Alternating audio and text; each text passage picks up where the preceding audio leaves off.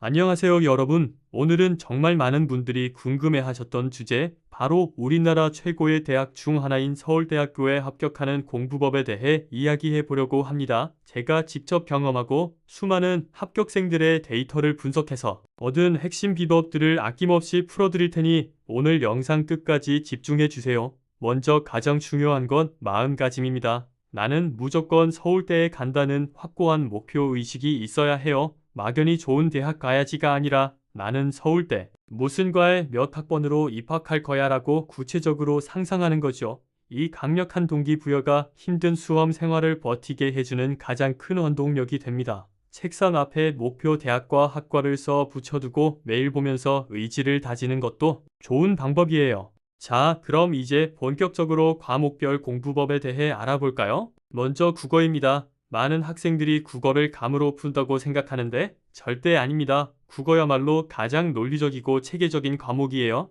특히 비문학, 즉 독서 영역은 단순히 글을 읽고 이해하는 걸 넘어 글의 구조를 파악하는 훈련이 필요합니다. 문단별로 중심 내용을 요약하고 문단과 문단이 어떻게 연결되는지, 전체 글의 논리적 흐름이 어떻게 전개되는지를 분석하는 연습을 꾸준히 해야 해요. 처음에는 시간이 오래 걸리겠지만 이 과정이 쌓이면 어떤 어려운 지문이 나와도 흔들리지 않는 독해력을 갖추게 됩니다. 기출문제를 분석하면서 평가원이 어떤 논리 구조를 선호하는지 파악하는 것도 매우 중요하고요. 문학은 개념어 정리가 기본입니다. 반어, 역설, 객관적 상관물 같은 개념들을 정확히 이해하고 작품에 어떻게 적용되는지 스스로 설명할 수 있어야 해요. 그리고 EBS 연계 교재는 정말 중요합니다. 단순히 문제를 푸는데 그치지 말고 수록된 모든 작품의 주제, 특징, 표현 방식을 완벽하게 내 것으로 만들어야 합니다. 시간이 없다면 최소한 수록된 고전시가만큼은 원문과 현대어 풀이를 달달 외울 정도로 반복해서 보세요. 실제 수능에서 아는 작품이 나오면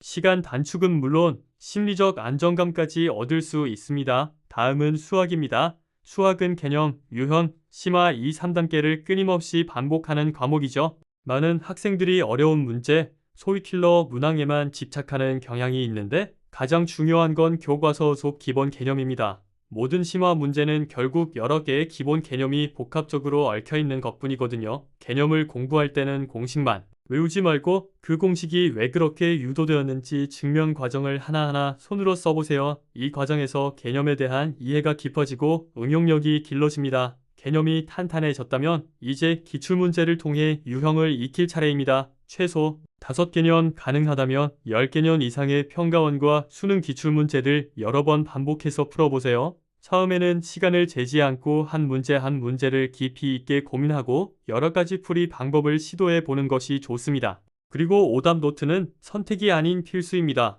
틀린 문제를 그냥 넘어가지 말고 내가 왜 틀렸는지, 어떤 개념이 부족했는지, 어떤 사고 과정에서 오류가 있었는지를 꼼꼼하게 분석하고 기록해야 합니다. 이렇게 쌓인 오답 노트가 시험 직전에 여러분의 약점을 보완해 줄 최고의 무기가 될 거예요. 이제 영어로 넘어가 볼까요? 영어는 절대평가라고 해서 소홀히 하면 절대 안 됩니다. 안정적인 1등급을 확보하는 것이 수시 최저 등급 충족이나 정시 전략 수립에 매우 유리하기 때문이죠. 영어의 핵심은 단어와 구문입니다. 매일 꾸준히 자투리 시간을 활용해서 단어를 외우는 습관을 들이세요. 하루에 50개씩 100개씩 목표를 정하고 어제 외운 단어, 일주일 전에 외운 단어를 계속 복습하며 장기 기억으로 넘기는 것이 중요합니다. 그리고 정확한 해석을 위해서는 구문 분석 능력이 필수적입니다. 주어, 동사를 찾고 문장이 어떤 구조로 이루어져 있는지 파악하는 연습을 해야 해요. 긴 문장이나 복잡한 문장이 나오면 막연히 감으로 해석하지 말고 문장 성분을 하나하나 분석하며 정확하게 해석하는 훈련을 하세요.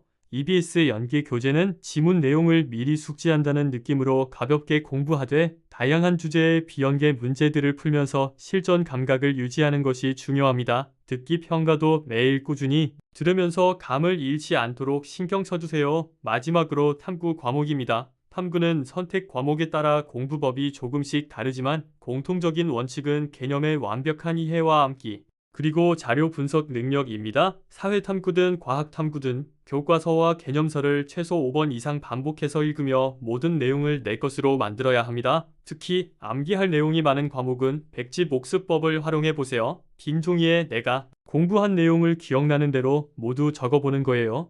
막히는 부분이 바로 여러분의 약점입니다. 개념 공부가 끝나면 기출문제를 통해 자료 해석 능력을 길러야 합니다. 탐구 과목은 생소한 도표, 그래프, 실험 자료를 제시하고 이를 해석하는 능력을 평가하는 문제가 많이 출제됩니다. 기출문제에 나온 모든 자료를 꼼꼼하게 분석하고 자료가 의미하는 바가 무엇인지 개념과 어떻게 연결되는지를 파악하는 훈련을 반복해야 합니다. 오답 정리를 할 때는 선지 하나하나를 분석하며 왜 맞고 왜 틀렸는지를 명확하게 정리하는 습관이 중요합니다. 지금까지 과목별 공부법에 대해 말씀드렸는데요. 이것만큼이나 중요한 것이 바로 생활관리와 멘탈 관리입니다. 수험. 생활은 장기 레이스이기 때문에 규칙적인 생활 패턴을 유지하는 것이 정말 중요해요.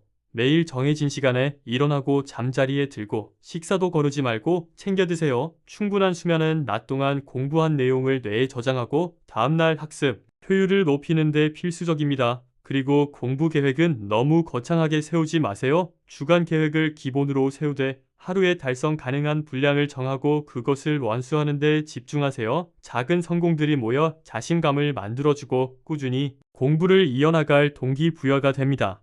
오늘 할 일은 오늘 끝낸다는 원칙을 지키는 것이 중요해요. 힘들고 불안할 때는 혼자 끙끙 앓지 마세요. 부모님이나 친구, 선생님과 대화를 나누거나 가벼운 운동을 하면서 스트레스를 푸는 시간을 갖는 것이 좋습니다. 가끔은 좋아하는 음악을 듣거나 짧은 산책을 하면서 머리를 식혀주는 것도 필요해요. 중요한 건 부정적인 감정에 너무 오래 빠져 있지 않는 겁니다. 나만 힘든 게 아니야. 이 시간도 결국 지나갈 거야 라고 스스로를 다독여 주세요. 여러분, 서울대 합격은 결코 특별한 천재들만 할 수 있는 일이 아닙니다. 올바른 방향으로 꾸준히 그리고 간절하게 노력한다면 누구에게나 기회는 열려 있습니다. 오늘 제가 알려드린 방법들을 바탕으로 자신만의 공부 전략을 세우고 하루하루 최선을 다해 실천해 나가시길 바랍니다. 여러분의 빛나는 꿈을 진심으로 응원하겠습니다. 오늘 영상이 도움이 되셨다면 구독과 좋아요 부탁드리고요. 궁금한 점은 언제든지 댓글로 남겨주세요. 감사합니다.